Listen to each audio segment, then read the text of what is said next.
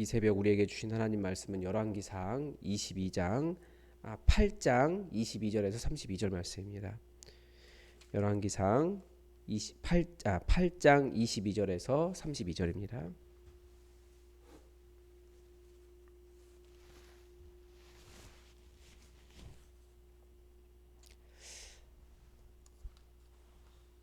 하나님의 말씀을 다 함께 받들어 읽겠습니다. 솔로몬이 여호와의 제단 앞에서 이스라엘의 온 회중과 마주서서 하늘을 향하여 손을 펴고 이르되 이스라엘의 하나님 여호와여 위로 하늘과 아래로 땅에 주와 같은 신이 없나이다. 주께서는 온 마음으로 주의 앞에서 행하는 종들에게 언약을 지키시고 은혜를 베푸시나이다. 주께서 주의 종 내 아버지 다윗에게 하신 말씀을 지키사 주의 입으로 말씀하신 것을 손으로 이루심이 오늘과 같으니이다. 이스라엘 하나님 여호와여 주께서 주의 종 내 아버지 다윗에게 말씀하시기를 내 자손이 자기 길을 삼가서 내가 내 앞에서 행한 것 같이 내 앞에서 행하기만 하면 내게서 나와서 이스라엘의 왕위에 앉을 사람이 내 앞에서 끊어지지 아니하리라 하셨사오니 이제 다윗을 위하여 그 하신 말씀을 지키시옵소서. 그런즉 이스라엘의 하나님이여 원하건대 주는 주의 종 내 아버지 다윗에게 하신 말씀이 확실하게 하옵소서. 하나님이 참으로 땅에 거하시리이까 하늘과 하늘들의 하늘이라도 주를 용납하지 못하겠거든. 하물며 내가 건축한 이 성전이오리이까. 그러나 내 하나님 여호와여 주의 종의 기도와 간구를 돌아보시며 이 종이 오늘 주 앞에서 부르짖음과 비는 기도를 들으시옵소서. 주께서 전에 말씀하시기를 내 이름이 거기 있으리라 하신 곳 이 성전을 향하여 주의 눈이 주야로 보시오며 주의 종이 이곳을 향하여 비는 기도를 들으시옵소서. 주의 종과 주의 백성이 이스라엘이 이곳을 향하여 기도할 때에 주는 그 간구함을 들으시고 주께서 계신 곳 하늘에서 들으시고 들으시사 사하여 주옵소서. 만일 어떤 사람이 그 이웃에게 범죄함으로 맹세시킴을 받고 그가 와서 이 성전에 있는 주의 제단 앞에서 맹세하거든 주는 하늘에서 들으시고 행하시되 주의 종들을 심판하사 악한 자의 죄를 정하여 그 행위대로 그 머리에 돌리시고 의로운 자를 의롭다 하사 그의 의로운 바대로 갚으시옵소서. 아멘.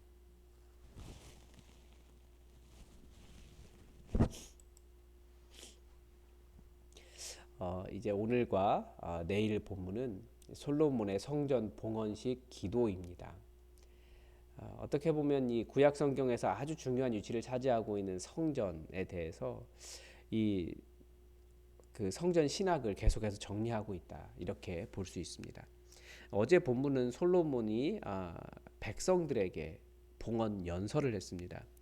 그리고 이렇게 백성들을 마주한 상태로 두 손을 들어서 두 손이라기보다 손가락을 이렇게 펴서 봉헌 기도를 드리고 있는 겁니다. 역대기는 이제 이 자세를 무릎을 꿇고 기도했다라고 기록을 하고 있습니다. 이 기억이라고 하는 것이 이런 차이가 있을 수 있지만 이 성전을 봉헌한 솔로몬의 마음이 얼마나 감격스럽고 하나님께 간절한 기도를 드렸는지는 이해할 수 있습니다. 또 이 솔로몬의 기도는 이제 주일 본문까지 계속됩니다. 이 기도를 통해서 다시 한번 우리 하나님이 어떤 분이신지 그리고 성전은 어떤 신앙을 가지고 있는지 이건 열왕기나 역대기나 내용은 동일합니다. 솔로몬이 가장 먼저 고백하는 하나님은 언약을 지키시는 하나님이십니다. 물론 솔로몬이 지금 자신이 성전을 지었으니 약속하신 대로 다윗 왕권을 영원히 지켜주옵소서라고도 읽을 수 있겠지만 하나님은 어떤 분이신가? 이게 핵심이죠. 23절에 보면 이스라엘 하나님 여호와여 위로 하늘과 아래로 땅에 주와 같은 신이 없나이다. 주께서는 온 마음으로 주의 앞에서 행하는 종들에게 언약을 지키시고 은혜를 베푸시나이다. 이런 성경적으로 바른 신학을 가지는 일은 매우 중요합니다. 만약에 유일하신 하나님이라는 신학을 갖고 있지 않으면 며칠 전에 설명을 드렸죠. 유일신 하나님과 단일신 하나님의 차이에 대해서 이런 바른 신학을 갖지 않으면 사람들은 이런 놀라운 일을 이루신 분이 하나님이 아니라 내 힘이 이루었다, 인간이 이루었다, 혹은 다른 신의 힘이다. 이런 식으로 잘못 생각할 수도 있을 겁니다. 그러면 은혜가 아니라 그것은 자기의 공로라고 주장하는 교만함입니다. 성경은 계속해서 내가 무엇인가 이뤄도 그 일을 이룰 수 있는 힘을 주신 분은 여호와 하나님이시다라고 하는 겸손함을 계속해서 우리에게 갖도록 말씀하십니다. 그렇지 않으면 계속 교만해지는 것이 인간이에요. 또 하나님은 어떤 분이십니까? 온 마음으로 주의 앞에서 행하는 종들에게 언약을 지키시고 은혜를 베푸시는 분이십니다. 하나님은 그 중심에 하나님을 모시고 그 중심으로 하나님을 따르는 사람들에게 언약을 지키시고 은혜를 베푸시는 분이십니다. 여기에서 은혜라고 하는 단어가 나옵니다. 은혜가 보통 선물이라고 이야기하잖아요.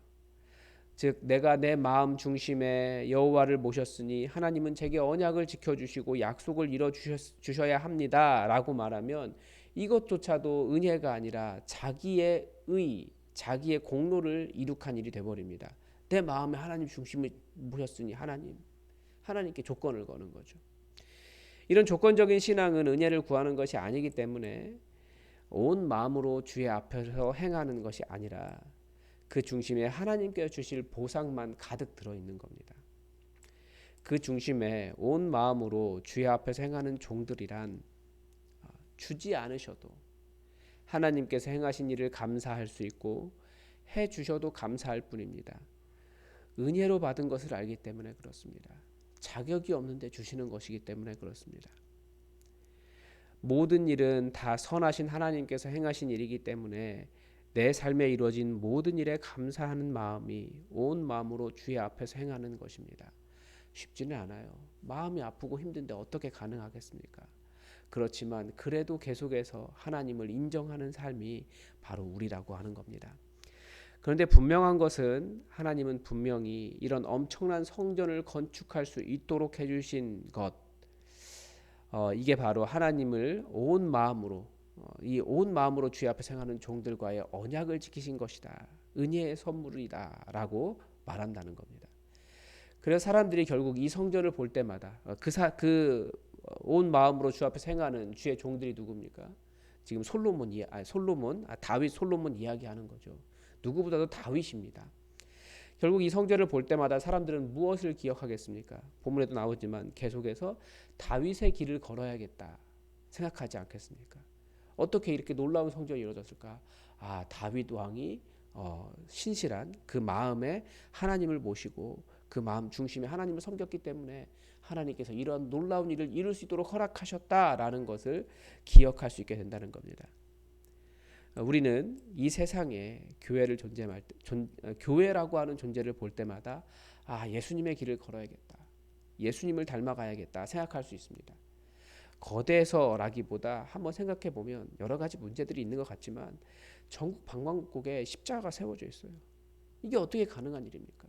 이거 인간이 하는 일 아닙니다.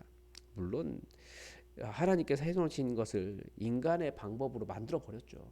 그런 안타까움은 있지만 우리는 곳곳에 서 있는 십자가를 볼 때마다, 교회를 볼 때마다 여전히 하나님께서 교회를 개척하시고 하나님의 일들을 행하고 계시구나.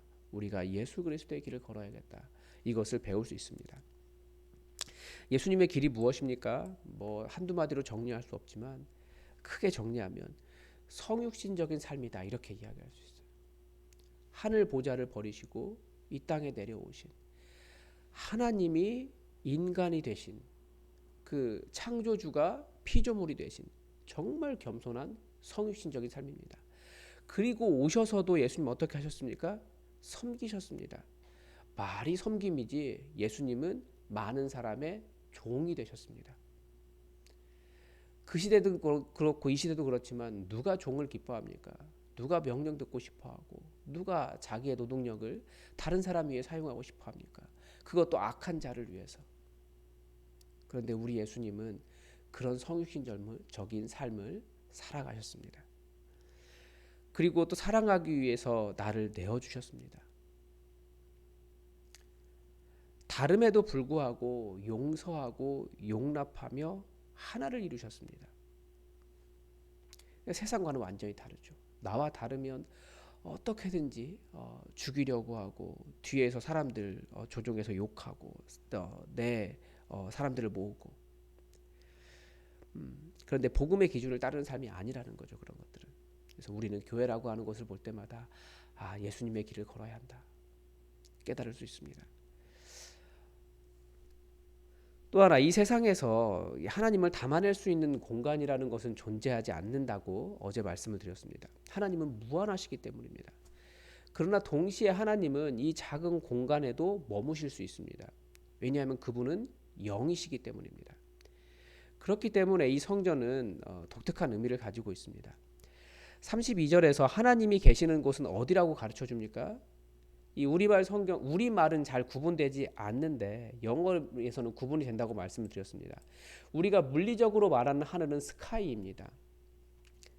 그리고 하나님 계신 곳의 의미의 하늘은 heaven입니다. 이게 차이가 있어요.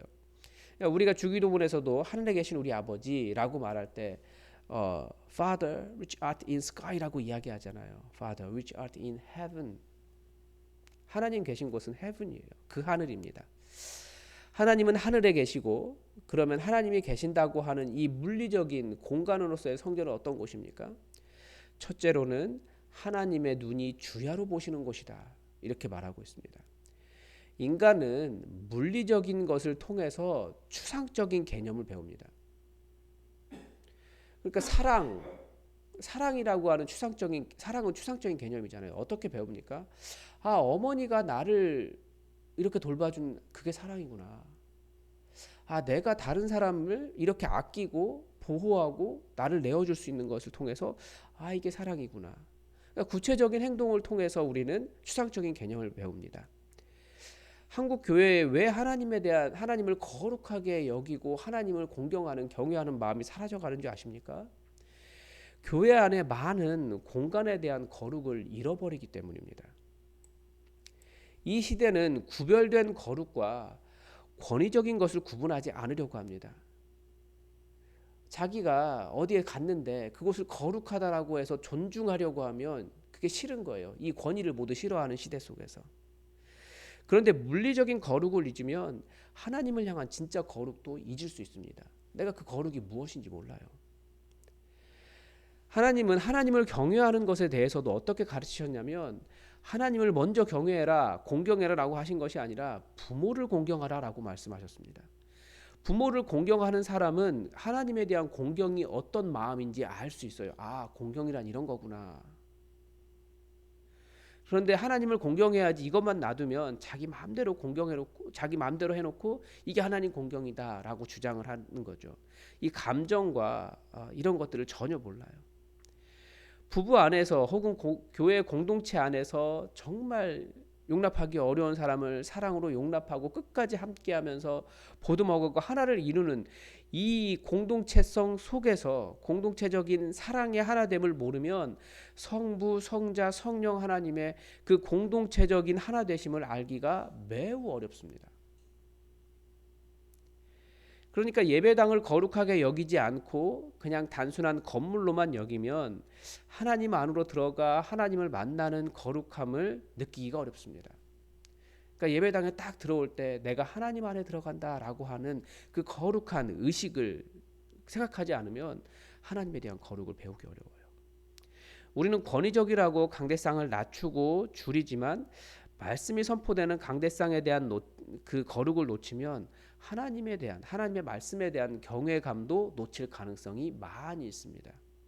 그냥 마음 자체가 무시, 그게 되는 거죠. 실제로 이런 경외감이 없는 사람이 다들 함부로 행동하는 겁니다. 강대상에 오를 때 정말 경건한 마음으로 오르는 사람과 저게 그냥 다니자면서 막 오르는 사람, 마음 자세부터 틀려요. 다른 사람 대할 때도 다르고 하나님을 대하는 태도도 그 경외감은 다릅니다. 이 성전이라는 곳이 하나님의 눈이 주야로 바라보신다. 그래서 이곳에서 기도할 때마다 하나님께서 보고 계신다라고 하는 그 느낌, 개념, 그 거룩함, 하나님 앞에 서 있음을 배우는 곳이 바로 하나님의 눈이 머물러 있는 성전이라는 거예요. 그래서 하나님의 눈이 여기에 머물러 계신다. 물론 하나님은 온 세상에 편만하시고 편재하시고 모든 것을 바라보시지만 특별히 하나님의 눈이 이 성전을 바라보신다라고 하는 그 개념을 가지고 있는 사람은 교회에 나아갈 때 아니면 기도할 때 하나님께서 바라보신다. 이것을 배울 수 있다라는 거죠. 같은 의미로 주의 종과 주의 백성 이스라엘이 이곳을 향하여 기도할 때 주는 그 간구함을 들으시고 하늘에서 들으시사 사하여 주옵소서. 죄도 용서해 주십니다. 이 성전은 하나님께 기도할 때 하나님께서 들으시고 우리의 죄를 사하여 주시는 장소입니다. 꼭 이 장소는 아니지만 이 장소를 통해 들으시는 하나님, 사하시는 하나님, 하나님의 바라보심, 하나님과 만남을 배워갈 수 있게 되는 겁니다. 신약 성경은 철저하게 성전은 우리다 라고 가르쳐 줍니다. 개인성이 아니라 공동체성으로서의 우리입니다. 우리는 하나님의 눈이 머물러 있는 곳입니다. 우리는 하나님의 기도가 성취되는 사람들입니다. 이 땅에 많은 사람들 여러 가지 기도하지만 성취되었다고 하지만 다 어떤 눈 속이는 거예요. 진짜 기도를 들으시고 이루시는 분은 우리 하나님밖에 없습니다. 그러니까 하늘로나 땅 아래로나 하나님 같은 분이 없습니다 라고 고백하고 있지 않습니까? 그리고 우리는 하나님의 하나 되심과 연약함과 죄악을 뛰어넘는 사랑을 배우는 곳이 이곳입니다. 그래서 예수님은 형제가 잘못하면 한없이 용서하라 라고 가르치셨습니다. 근데 한없이 용서하다 보면 아는 게 있어요. 용서할 수가 없구나. 그런데 나 같은 자를 용서하신 우리 하나님의 사랑이 얼마나 위대하신가.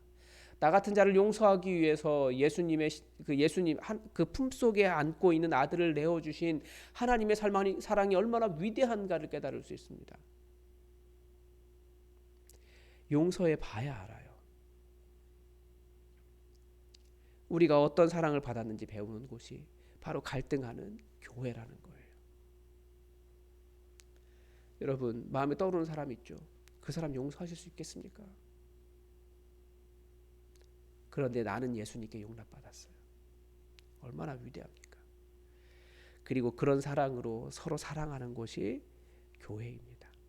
이 사랑도 구체적으로 사랑을 실천해 봐야 내가 먹을 것, 내가 누릴 것, 내 자녀에게 입힐 것 이것을 다른 사람에게 줘봐야 사랑이 무엇이구나.